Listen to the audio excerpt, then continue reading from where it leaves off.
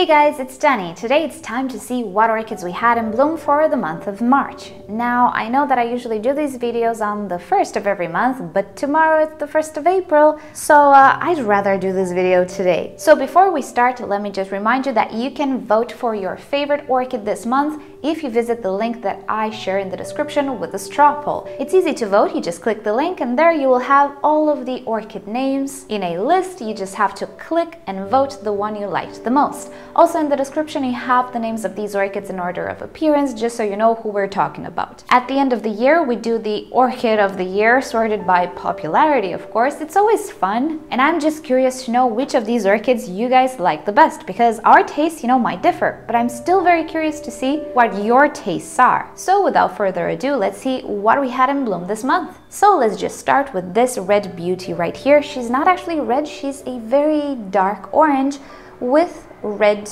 spotting or patterns. This is a surprise for me this month. I didn't even see the flower spike developing. It is a first-time bloomer for me, but the orchid is pretty old. And I realize I didn't tell you the name, right? This is Tulumnia Chiraq Orange. Some Tulumnias, as they age, do change their color on the flower. This one, not so much. The one that does it the most for me is the Tulumnia Corona. And P.S. I'll share with you down below a presentation video for the Tulumnia Orange, because in that description of that video, I do link my care tutorial and you'll see there's some other Tulumnias as well. If you don't know much about them, you didn't know they existed, there you go. They're really pretty orchids, slightly finicky if you set them back, but overall pretty much a joy to grow if you manage to get the care right. And it's not all that hard, you just have to be a little careful. She's not fragrant, that's okay, and I really enjoy this color. She just entered my all-time favorite orange orchids because just look at this color. Such a beautiful blend of orange and red, just like I like it. Next up, an orchid that is currently not in bloom anymore. This is the Dendrobium Amethyst Aglowsome. And I did make a video with some care tips about this guy. You can check the description down below for more details.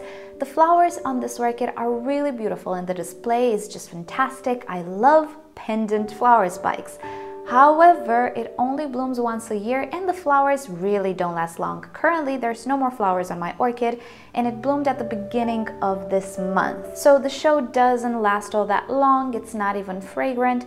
But when you see the flowers and those pendant blooms, it's just beautiful. And that's the only downside with this orchid, but I do still love it. It's a big guy though. This orchid is the tallest orchid in my collection. So as you can see, for somebody to actually really like this orchid, you really have to like the very ephemeric, let's call them like that, blooms. Overall, I do still have place for it and I like it, but yeah, I just wish the flowers would last longer. Another first-time bloomer this month was the Dendrobium Yellow Magic Carnival. And again, we did a video on it. Check it down below if you want to learn more about this guy. He is a typical Dendrobium nobile orchid, the tall type, but this guy, when it blooms, it lasts at least a month. Typically, Dendrobium nobiles for me last more than a month, maybe a month and a half each individual flower, so that's great. The Yellow Magic is also fragrant like most nobiles, which is a bonus. He smells a little bit like watermelon to me. Kind of typical nobile fragrance,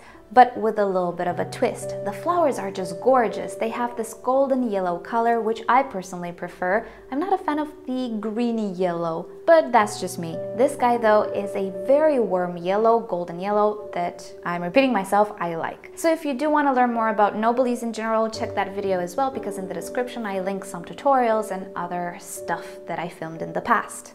And continuing the series of the first-time bloomers, here is my Phalaenopsis schilleriana seedling. And I know somebody asked me if it's 2N or 4N. I never looked. It doesn't say. It says Phalaenopsis schilleriana Daglicht Wohnkammer. I have no idea what this means or if I pronounced it correctly. There you go. If you know what this means, let us know down below. I am not good at German. I try. Ich liebe dich. But that's all. Oh, and 9. Anyway, we just filmed a video with this orchid. Again, check it down below. I compare it to her hybrids, the J-Host Pink Girl, and I just love this Phalaenopsis. You guys, I don't hate phals. I'm just slightly bored with the complex hybrids, but overall there are some complex hybrids out there that I really want to have, and there are also species that I really want to have, and the Schilleriana was definitely on my wish list. So happy it bloomed. I'm so happy with the flowers. They are mildly fragrant. They have a sort of a violet fragrance to me. Check out those leaves though. She has a beautiful pattern on the leaves. There aren't many Phalaenopsis out there which have this beautiful patterning. Who doesn't want to have beautiful leaves on Phalaenopsis? Beautiful shape, not extraordinarily big flowers, but definitely nicely fragrant. So wonderful new bloomer for me, and I'm really hoping in the next years it will grow faster, it will develop better flower spikes, because this orchid is not a tiny orchid. Mine is just a seedling. Somebody commented that they think this is a hybrid. It's just a seedling, you guys. And seedlings don't produce very big and flashy and full potential flower spikes. That's just the way it goes. And with Phalaenopsis, they can actually bloom at a very young age. This orchid is not tiny. She will become very big and very droopy. She's a pendant type orchid, and the flower spike will be very branchy and showy. Next up, another first time bloomer. This is my Dendrobium King Jeonnam. I have this guy for so many years, never bloomed. He was very attacked by spider mites. Almost lost him. This is a division of my previous clump, but it finally bloomed, and look at that. What a beautiful little flower, isn't it?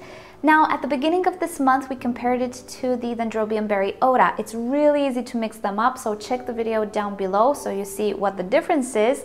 I can tell you that the Baryota is much more friendly. He will bloom without even a rest. Try to pipe down on fertilizer in winter though, but other than that, I don't think you should go ahead and hassle with low temperatures and things of the sorts. Just keep him in the house, he's gonna be okay. King Jeonnam though, easy orchid to grow, not so easy to bloom, depending on your environment, I guess. These are Australian orchids, and PS, I have a plan to purchase more Australian Dendrobiums. I think they're my favorites out of the Dendrobium kingdom, I think. I just love them. Problem is, they take a lot of time to mature. Anyway, the King Jeonnam is a beautiful miniature Dendrobium. Some varieties, that is, some other varieties can be a little taller, and the flower is just the most beautiful pinky, purpley little jewel. Now, when I talked about this guy, I told you that the fragrances between the Baryota and this guy kind of are similar. Now I feel like there is a little bit of a difference. This guy smells a little bit more like spring flowers, maybe hyacinths. That's how I feel it. So it's not like jasmine or honey or things of the sort. Not as much as the Baryota, at least.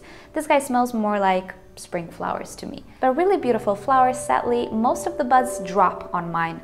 It always happens. This is the first that it manages to bloom. The initial flower that I filmed dropped. This is the second flower. They're very short-lived, just like the Baryota. The display overall can last a bit, but individual flowers, not so much. We'll see how this guy develops in time. Mine is set back, but is currently making a full recovery. You know, without the spider mites, life is good. So yeah, fingers crossed that I will get even better displays, because I really do like this guy, and I have him for 4 years. And this is what I have to show off. But hey, it's better than nothing, right? Next up, we have the pink girls. And yes, they're the same hybrids, just a little bit different. These are hybrids of the Phalaenopsis schilleriana. They appear in the portrait video that I made, so you can learn more about them there. This is actually the keiki of my old J-Hose pink girl. Do you remember? I bought it a lot of years ago, and I removed the keiki and gifted the other one. Not sure to whom though. Maybe Cora, maybe Anna Maria, not sure. Anyway, but I do still have the keiki. It suffered a little bit in the clay pot, but now she's gonna be better. They both look very much like their mother, they smell like their mother, but they're miniature orchids and they don't have the patterning on the leaves. The flowers are very tiny, petite, because the Schilleriana was crossed with Zuma's pixie, which is a sort of a miniature Phalaenopsis, so that's why the offsprings are tiny and have tiny flowers, just like the Zuma's pixie, but with the coloration and pattern and fragrance of their mother. I just find them to be absolutely beautiful, just slightly easier to grow. But yeah, that might depend on person. I find the Schilleriana slightly finicky when it comes to roots. She's not a massive root producer. Also, the roots don't freak out if they're flat. They're supposed to be like that. They're just not as vigorous as the normal complex hybrids. But she's a species, so that's why I'm saying she's a little finicky with the root system, not a big root producer, but these guys are a little better at that. Next up, we have a white no ID mini Phalaenopsis. I purchased this one last year and I did that living painting video with it. That was the only reason why I purchased it, but as it turns out, she is actually a very prolific bloomer. She produces a cluster of really tiny, dainty white flowers, non-fragrant, sadly, but that's okay. I am enjoying mini Phalaenopsis, you guys. So you can visit down below the link towards the video that I made with this girl. The display this year is better than last year. I do believe it is, which is good news. Sadly though, I don't have an ID for this one. I never actually looked for it. There are so many white mini Phalaenopsis that at this point, kind of hard to identify something. It didn't have a tag. So let's just call her the no ID white mini Phalaenopsis, which I just think is a beauty. I love it. And P.S. I just got me a few other mini phals, which we will present at some point. I didn't purchase orchids in such a long time. I was starting to have withdrawal, but I did find a whole bunch of mini phals that I'm perfectly fine with because they don't take up a lot of space for the show they produce. And this girl, well, she's one of my favorites, I have to say. Just a pretty, pure white display. Next up, an orchid that we don't have in bloom anymore, sadly, because the blooms are very short-lived.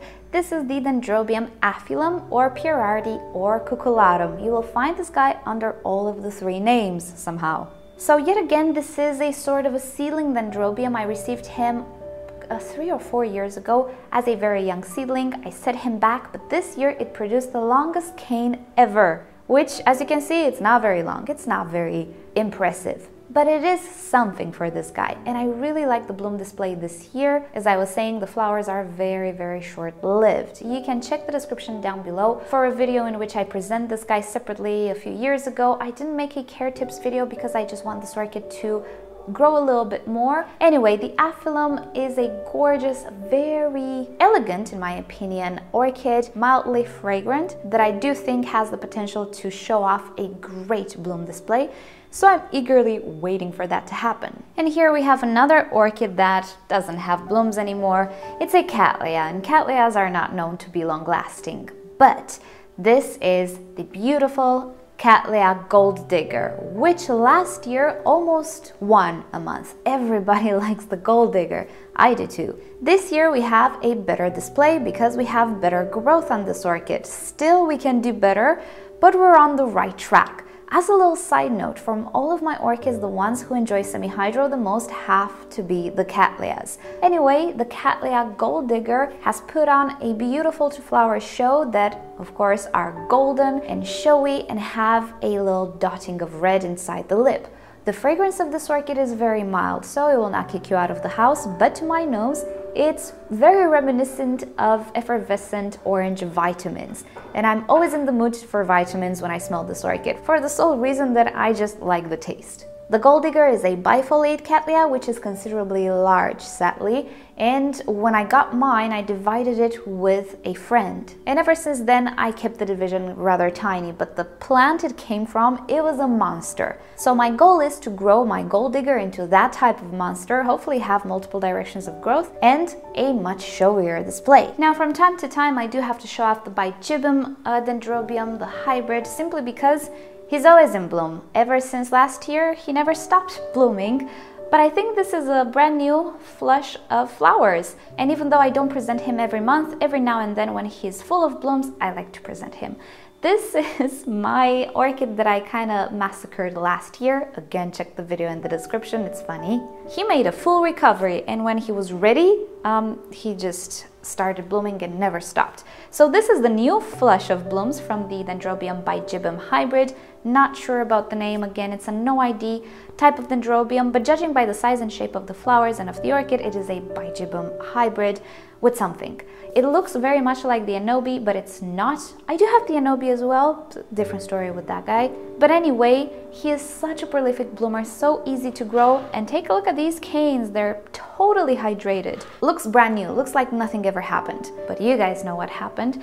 So for this month, I will include him again because all of the flowers are just so pretty on him right now. Even though he's not a fragrant orchid, he is definitely a shower. And you can imagine, with multiple growths come multiple flower spikes, and pretty much he's in bloom all the time.